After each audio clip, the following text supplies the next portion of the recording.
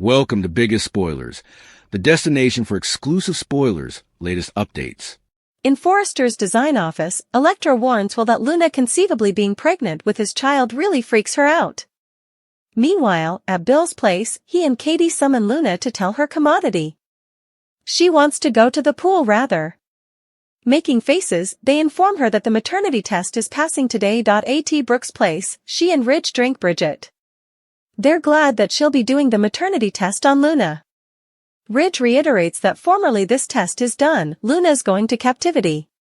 Bridget leaves, and Ridge revives his favorite pastime, condemning Bill.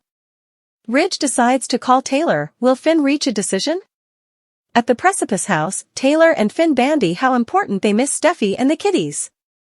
Finn admits he's really floundering with whether or not to tell his woman that Luna's alive. Taylor says Steffi needs to know, but before they can tell her, Luna needs to be back in police guardianship.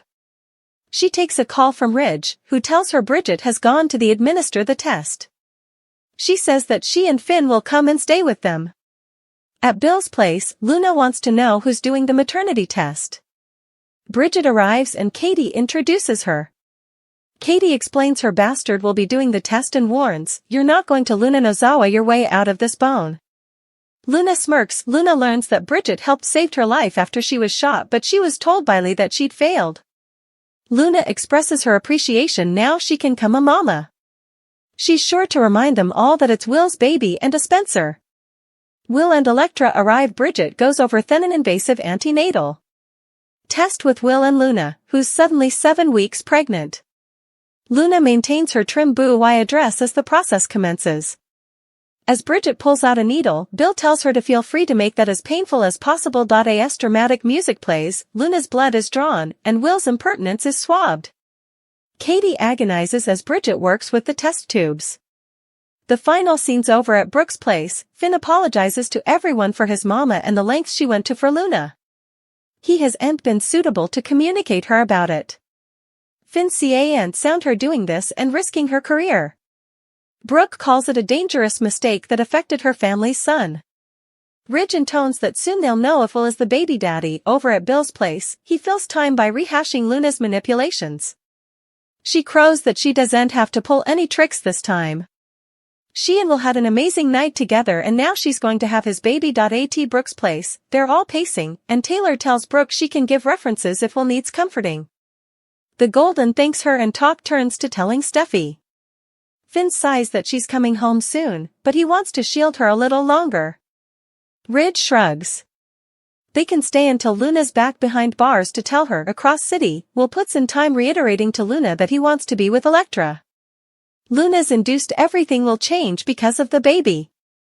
Bridget reports that the test is nearly finished. Since they've further time, Elektra has another go at Luna until the alarm goes and Bridget says it's the moment of verity. Straight out of an occasion of Maury, Will begs her to tell him he's not the father. Next on the Bold and the Beautiful, Katie asks Bridget for the results.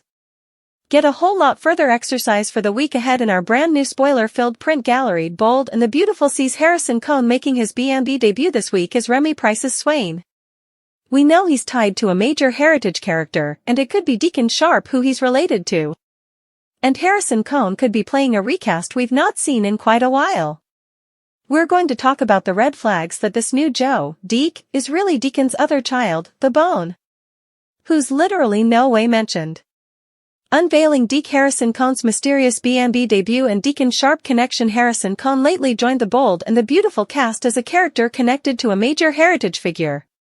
He's an pushing fashion developer, also set to be part of the first gay couple on B&B, as he's living with and dating Remy. His name blurted out and is apparently Deke, making his debut this week on Tuesday, September 16th, in scenes with Remy and Luna Nozawa.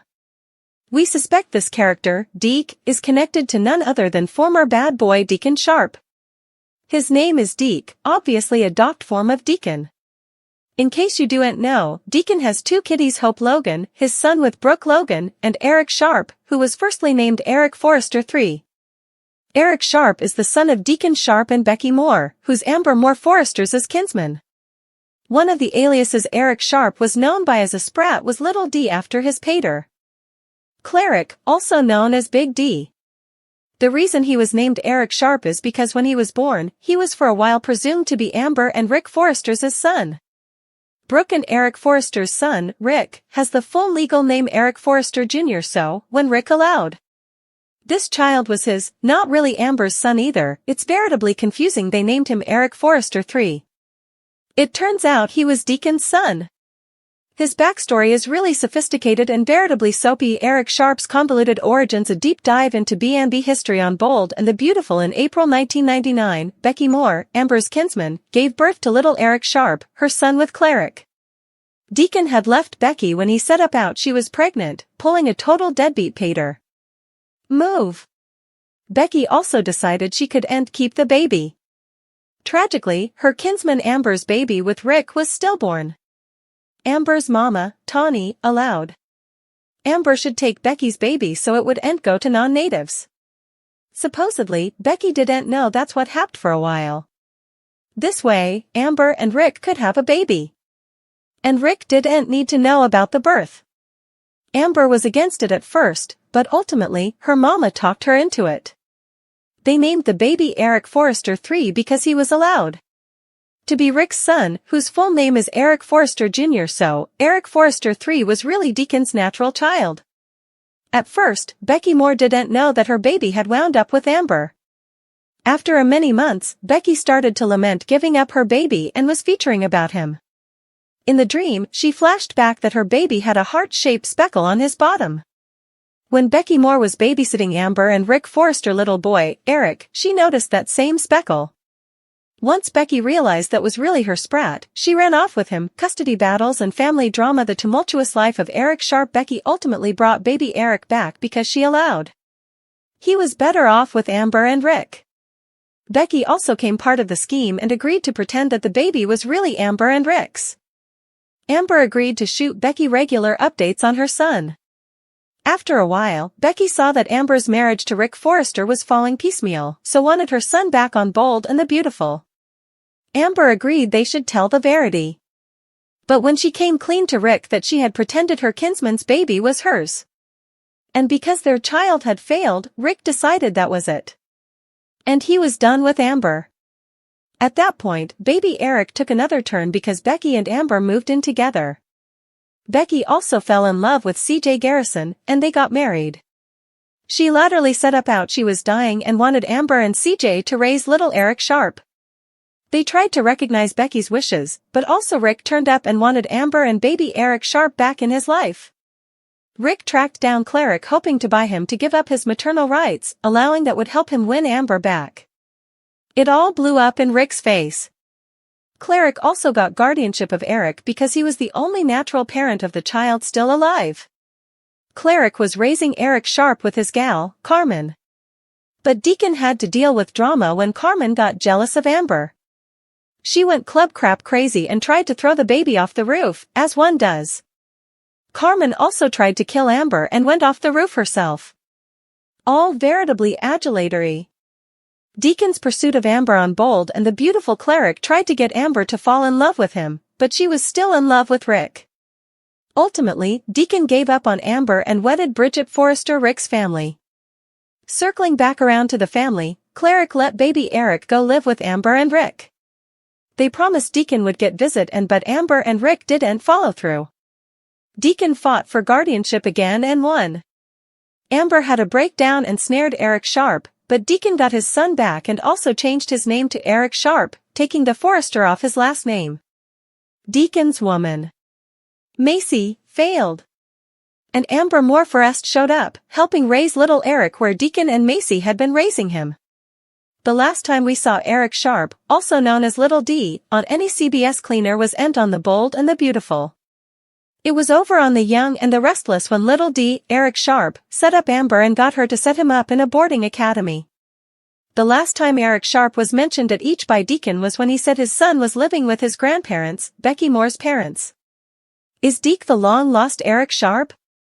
Connecting the blotches for Bold and the Beautiful's new riddle. I surely suppose it's time for Deacon's son to come back on the scene. And I suspect that this might be who Deke is. First, the name Deke can easily be a shortening of Deacon's name. Second, there aren't really any other missing kitties of heritage characters that are this age. As we said in another videotape, Jack Morone is about the same age, but the Deke thing has me allowing Deacon. Also, one of the first people to meet Deke is Luna. And she's cashing in Remy's apartment.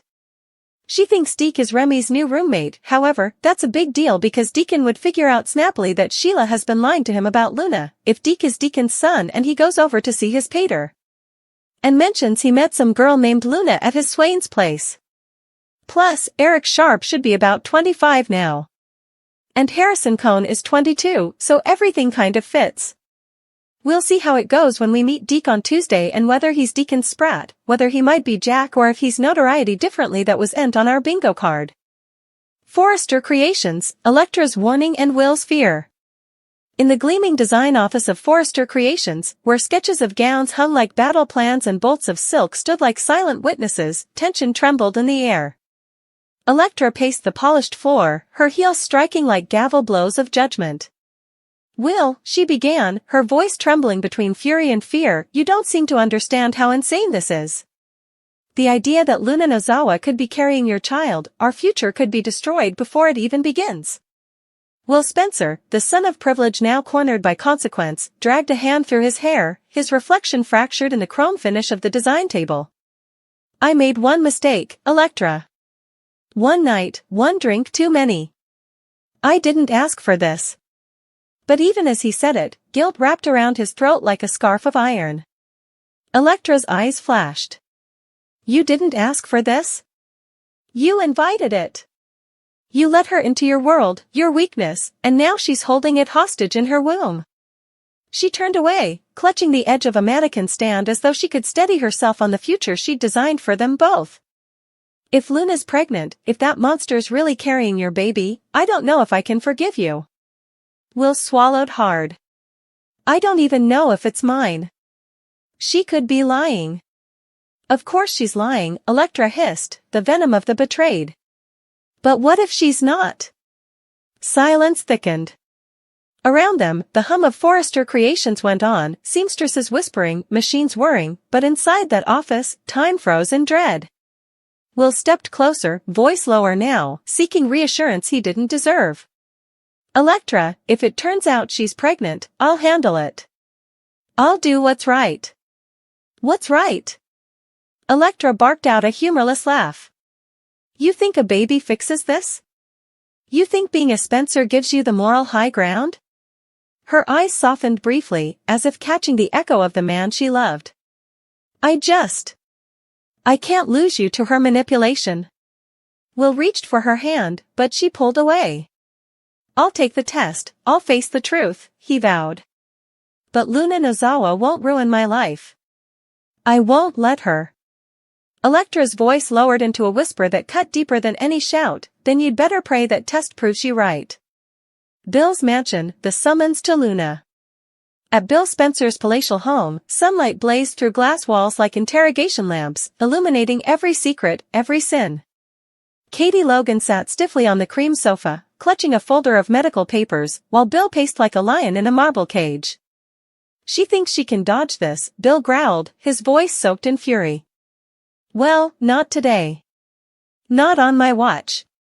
Katie tried for diplomacy. "Bill, just keep calm. This is about Will, not you versus Luna." "Everything's about me versus Luna," Bill snapped.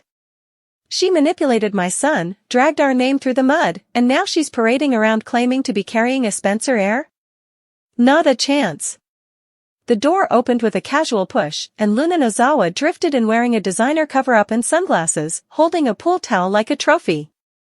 "Is this going to take long?" she asked, voice sugar-sweet, eyes glinting with disdain. "I had plans at the pool." Katie's jaw tightened. "Cancel them. You're not going anywhere." Bill's smirk was sharp as glass. "You'll want to stay for this, sweetheart. The paternity test's happening today." Luna's composure didn't crack, but a flicker crossed her eyes, quick as lightning. "Oh, so we're playing this game again," she said. "Fine. But I already know what it's going to say. I'm 7 weeks pregnant, Bill, and it's Will's." That makes it yours too, doesn't it? Grandpa Dollar Bill. The nickname landed like acid. Katie's face blanched while Bill's turned scarlet. You'll watch your mouth, he warned, pointing a trembling finger. You might have fooled my son, but you don't fool me. Luna tilted her head. You really think a blood test scares me? Bring it on. I'm ready. Katie, summoning every ounce of composure, picked up her phone. Bridget's on her way, she said. She'll administer the test. Bridget? Luna blinked. The doctor who saved my life? The same, Bill said darkly. Though if I had my way, she wouldn't have. Katie shot him a glare. Enough, Bill. She turned to Luna, her tone softening. You can make this easier on yourself. Just tell us the truth before this gets uglier. Luna smiled that smirk that had broken so many fragile men. Katie, I always tell the truth. People just can't handle it. Outside, tires crunched on the driveway. Bridget Forrester had arrived, carrying both science and justice in her medical bag. Inside, Luna sank into the sofa, stretched, and sighed. Let's get this over with, she said. I've got a baby to plan for. Brooke's living room, Ridge, Bridget, and the shadow of judgment. Across town, at Brooke Logan's timeless home, morning light poured through gauzy curtains, bathing Ridge Forrester's scowling face in gold he didn't deserve. He stood with arms crossed, jaw tight, watching Bridget unpack her medical equipment. You're sure you want to do this, honey? Brooke asked, her voice lined with maternal concern. Bridget nodded firmly. It's my duty, as a doctor and as family. Luna's blood will tell us what her lies never will. Ridge exhaled a sound between a grunt and a curse. Once this test is done, he declared, Luna Nozawa goes straight to prison. I don't care who tries to protect her. Not Bill, not Finn, not anyone. Brooke's hand touched his arm, half soothing, half restraining. Let's just get the truth first. Don't let anger speak before justice. Anger's the only thing keeping me sane, Ridge snapped. Bridget gathered her things. I'll meet Katie and Bill at the mansion. She looked to her mother. You'll stay here in case they call? Brooke nodded. And pray. As the door closed behind Bridget, Ridge turned to Brooke, pacing like a storm contained. You see? This is what happens when Bill Spencer gets involved in anything. His arrogance infects everything, our family, our children, our legacy. Brooke sighed, weary from decades of the same battle. Ridge, not everything is Bill's fault. He stopped, eyes blazing. You always defend him. I'm not defending him, Brooke said softly. I'm just tired of hatred running this family. The phone on the table buzzed. Ridge glanced at the caller ID, Taylor. His expression shifted, guilt met relief in one heartbeat. I need to call her, he muttered. She needs to know what's happening. Brooke turned away, pretending the knot in her chest wasn't jealousy.